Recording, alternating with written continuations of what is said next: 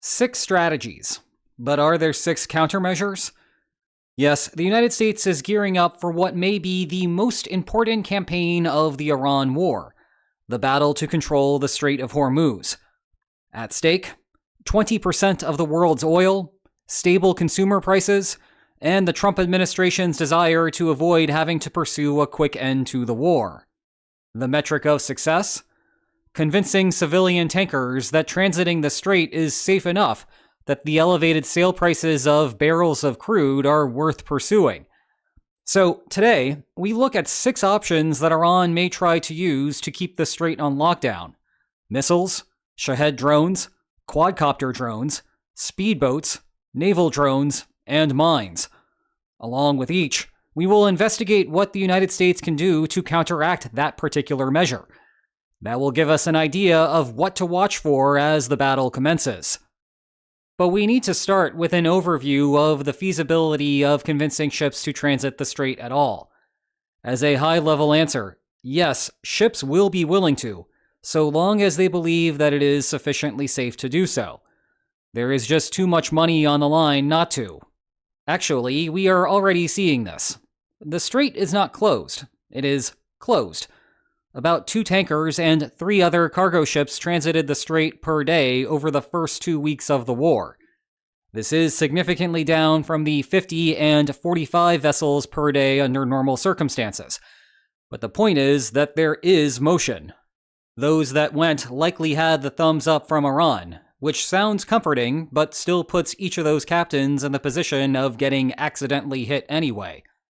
Again, though, there is too much money at stake for them to not take the risk, if they think they are sufficiently safe. The rest of the ships are waiting for a real plan of action. Insurance is not an issue. Private premiums have soared, but the White House is willing to step in. Instead, the necessary plan of action falls to the military. And we have seen that once a plan is in place, ships have indeed continued with business as, well, kind of usual. During the Iran-Iraq War, Iran began targeting ships in the Gulf. The United States stepped in to provide escorts for ships transiting the Gulf, and thus the oil remained flowing. 2 barriers stand in the way today. One is having sufficient escort vessels. This is partly a mobilization question for the United States, and partly a political question of having international partners contribute to the operation. I will save further discussion of this for another time, because, like all politics, it is a mess right now. The other half is causing sufficient damage to Iran that both the escorts and commercial vessels believe the operation is safe enough to execute. It is no longer the 1980s. Technology has changed, and the military threats that Iran can deploy have evolved. Hence, we need to go through the list of risks. One final high-level point here. The USS Gerald R. Ford is in retreat. Its deployment has long exceeded the standard duration for aircraft carriers, a product of being the one available to visit Venezuela, and then being the one available to return to the Middle East. Its crew was exhausted, and its bathrooms were, not reliable. The final straw was a fire breaking out in the laundry room. The point is, the single greatest U.S. asset in the region has to return to a base for repairs. Next up will be the George H.W. Bush, which is certified ready for combat, but its deployment schedule is unclear. That could slow down the U.S. military's ability to handle the threats Iran can deploy across the strait.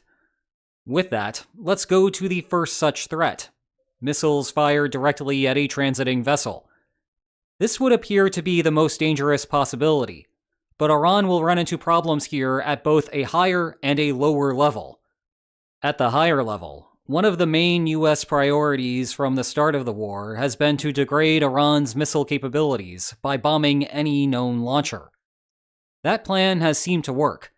Here is what Iran's daily missile launches have looked like. A ton on day 1, but then a sharp drop-off. Now, there were some questions about whether this was because Iran was trying to keep a large reserve for later, and I am sure that there is still a small element of truth to that. But the bigger problem that Iran has is that if you keep them tucked away, the United States may very well destroy them before you get a chance to use them. I think what happened on Wednesday is instructive. Israel struck the South Pars gas field, no relation to South Park.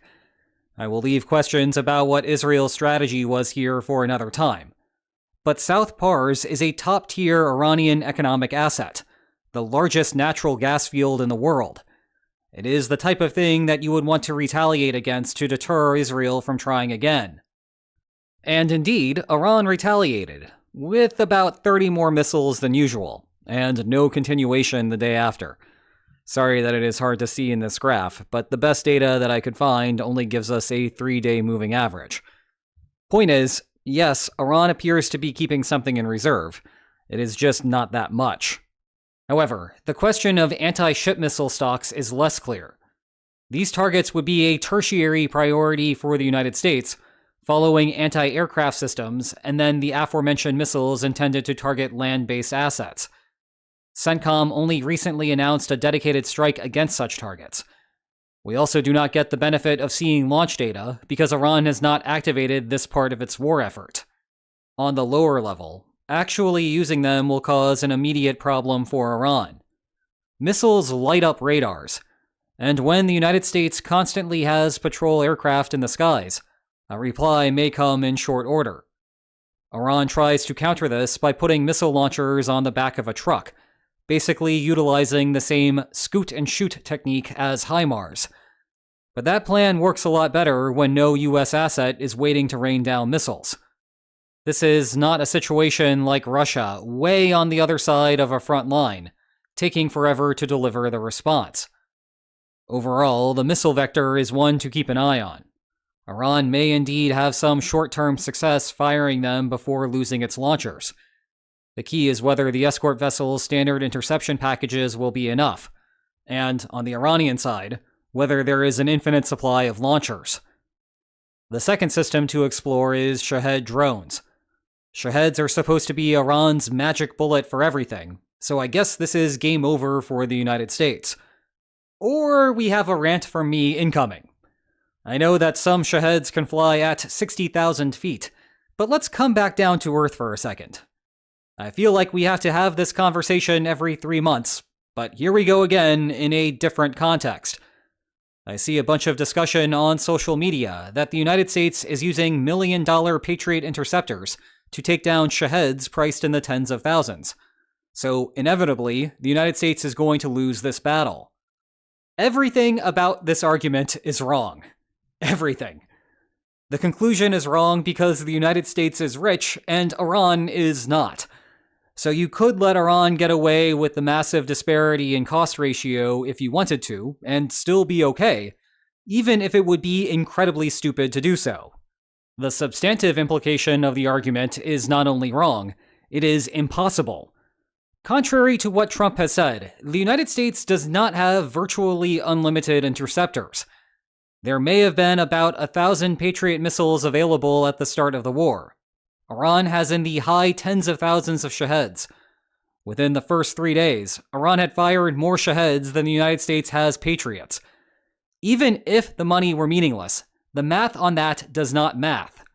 It was not physically possible for the United States to intercept Shaheds in this manner.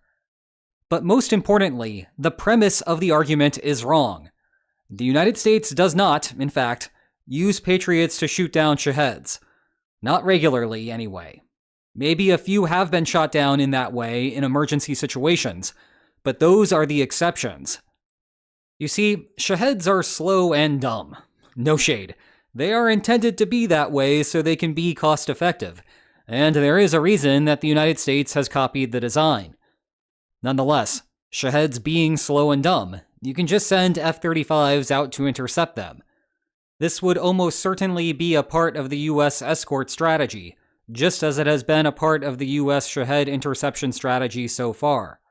And there are other options available that are even cheaper and can loiter longer in the sky, but let's save discussion of that platform for another target.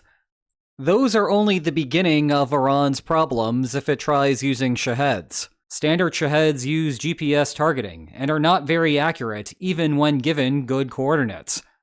Ships are moving targets, though. It is a safe bet that the escorts would travel along the far side of the strait. Even if Iran could somehow launch a Shahed right from the coast, it would take 12 minutes to reach across the narrowest point of the strait. Good luck guessing exactly where a moving ship will be 12 minutes from now. Of course, as the Shaheds cross, they will be subject to jamming. The standard solution for that is to include AI terrain matching navigation.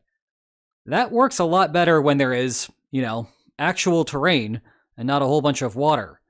On the other hand, that AI guidance might help with locking onto a vessel once GPS puts it in the general vicinity of the target. So one open question is how much Russia, which has been working on that sort of thing, is returning the assistance to Iran. Either way, Shaheds are still slow, and they are still easy targets for the aerial escorts presumably patrolling the strait. All told, Iran would be better off saving Shaheds to swarm land-based targets. Therefore, this one is a low overall concern. How about a second type of drone? The good old-fashioned quadcopter. On paper, this could work, even if they do not deal as much damage as a Shahed. We know that Ukraine, or someone, who knows, it is a complete mystery, has done this with a handful of Russian Shadow Fleet targets. The key difference there will be the presence of U.S. escorts. The Russian Navy does not have a vessel tracking every member of its Shadow Fleet. In contrast, the Gulf is small enough for the United States to properly convoy everything. And that is good news for the United States, because jamming here is likely enough to dispatch the quadcopters. The standard strategy on land to counter jammers or GPS spoofers is to send fiber optic drones to hit the jammers or spoofers first. That will not work at sea, where the distance is too great for the cables to extend. I will add that there is likely a ton of room for innovation in this space, so do not count out the quadcopters. Just do not think that this is going to resemble a Ukrainian battlefield. Switching to sea-based vectors, how about speedboats? There is a perception that this is a fundamental weakness of not only tankers, but also the U.S. Navy itself. The evidence is the U.S. Cole incident. A single speedboat put one large hole into the side of the Cole, killing 17. It would therefore be open season along Hormuz. But let's not extrapolate military strategy from a single incident a quarter century ago. The Cole got hit because the U.S. Navy had strict rules of engagement back then, and the crew of the Cole essentially let the speedboat drive right up to the hull. In response to the incident, the U.S. Navy updated its rules of engagement. And certainly in the middle of a combat zone, any speedboat anywhere near a convoy will be treated as an enemy combatant. Swarms of them may move fast, but they are not going to outrun guns. The United States has also deployed A-10 Warthogs to shoot speedboats from the sky. If modern problems require modern solutions, then ancient problems require ancient and more cost-effective solutions. Thus, speedboats fall low on the hierarchy of danger as well. Returning to drones one last time, let's put them in or under the ocean. In the ocean starts to sound a lot like speedboats again. Anything that gets close would immediately be put under fire. The difference here is that swarming drones is a much better idea than swarming speedboats. The latter would result in a whole bunch of dead operatives. The former might result in a bunch of wasted materiel, but perhaps one breaking through and dealing significant damage. Undersea drones are a bigger concern, and we are having to stick to the drones as we plunge underwater, because the United States claims to have destroyed the entirety of Iran's traditional submarine fleet. Here you must hope that the sonar is working well, and accept that the cost per interceptor will be higher. But conditional on those factors, you might end up avoiding looking like one of these Russian vessels. However, this is another one of those fields where Iran's capacity is opaque. It took Ukraine years to work on this type of technology. If Iran was not preparing for this day back in 2023, it will not be able to conjure the ability out of thin air. Last up is mines.